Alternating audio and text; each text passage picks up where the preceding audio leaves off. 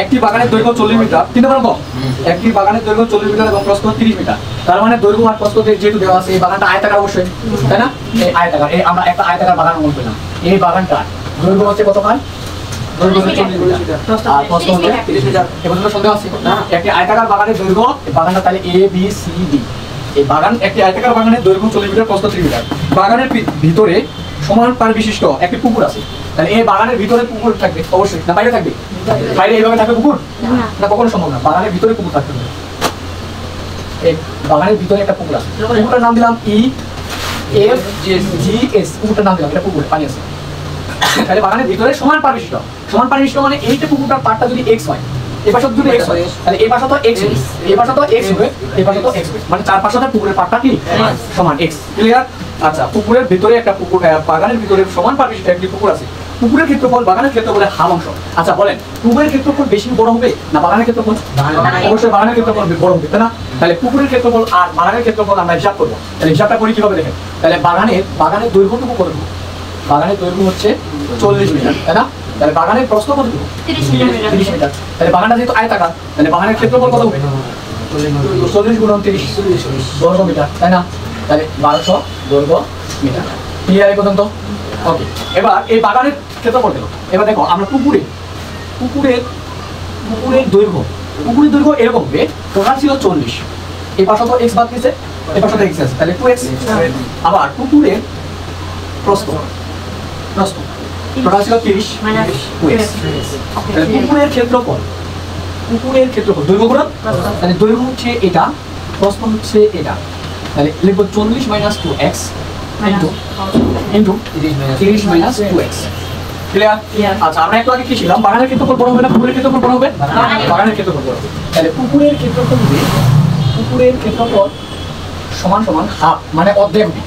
পুকুরের ক্ষেত্রফল হবে এই যে বাগানের ক্ষেত্রফলের অর্ধেক হবে, মানে বাগানের ক্ষেত্রফল বেশি। ব্যাপারটা কি ক্লিয়ার? কোন পাশে গুণ করবে এটা ব্যাপার বুঝতে হবে। তাহলে পুকুরের ক্ষেত্রফল তো সবসময় ছোট হবে, এটা হাফ বলছে, এইরকম প্রশ্ন বলে দিচ্ছে যে এটা হাফ। তাহলে হাফ তো হাফে, বাগানের ক্ষেত্রফল আমরা হিসাব করে দিচ্ছিলাম কত? 1200। তাহলে এটা যদি ক্যালকুলেশন করি তাহলে পুকুরের ক্ষেত্রফল কত পাইছি?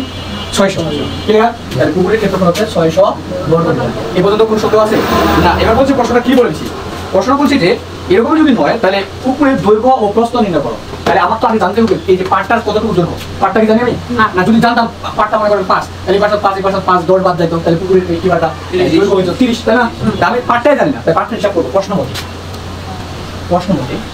40 - 2x into 30 - 2x equal to কার সমান? এই যে 600 সমান, মানে পুকুরের ক্ষেত্রফল। এটা পুকুরের ক্ষেত্রফল না? আর হিসাব করে দিলাম পুকুরের ক্ষেত্রফল কত আছে? 600।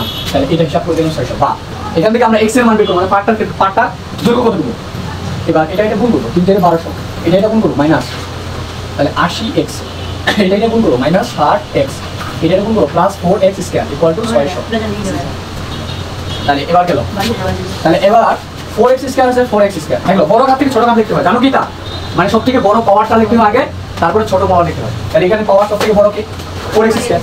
আচ্ছা, তারপর হচ্ছে -80 আর -60 সমান সমান হবে এটা, আর এটা যদি ক্যালকুলেশন করি তাহলে 140x। ঠিক আছে? ওকে, এবার এইটা 1200 আছে প্লাস 1200 আছে থাকলো। এবার এই পাশেটা যদি এই পাশে -600 ইকুয়াল টু 0, ওখানে পুরো নেই।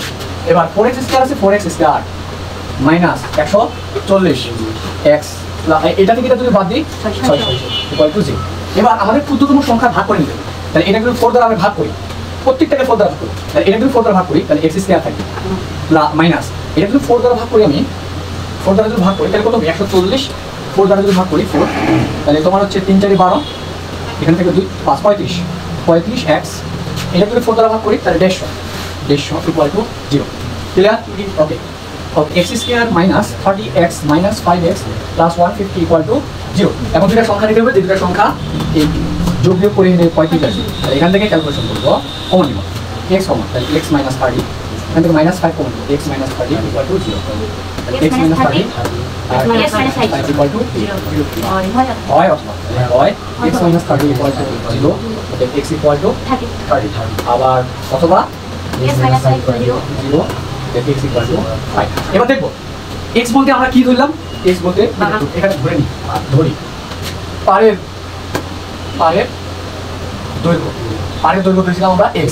তাহলে পারের দৈর্ঘ্য যদি x হয়, দৈর্ঘ্যটা যদি 30 হয়, প্রশ্ন কি সম্ভব? তাহলে পুকুর ছিল প্রশ্ন তো পুকুরটার এই বাগানটা তো টোটাল কতটুকু 30 এখন পারের যদি আমরা এটা তো পার এইটুকু তো পার নাকি এখন এইটুকু পারটা কত হয়েছে একটা x 30 তাহলে যদি 30 আসে পারটা তাহলে কি করে পুকুর ছিল না তাহলে এটা কি হবে না তাহলে কত পার কতটুকু পুকুর পার কতটুকু 5 মিটার তাহলে আমরা এখানে লিখতে পারি পুকুর পারে আমরা এখানে লিখে দিলাম যে পুকুর পারের দৈর্ঘ্য কত করব 5 মিটার তারপর এবার কি হবে তাহলে পুকুরের দৈর্ঘ্য হবে 40 ছিল বাগানের দৈর্ঘ্য এই যে পুকুরের দৈর্ঘ্য 40 মাইনাস 2 ইনটু 5 তাহলে কত হবে 30 ঠিক আছে পুকুরের প্রস্থ 30 ছিল 2 ইনটু পার তো পাইছিলাম 5 এই যে 5 20 মিটার এটাই আছে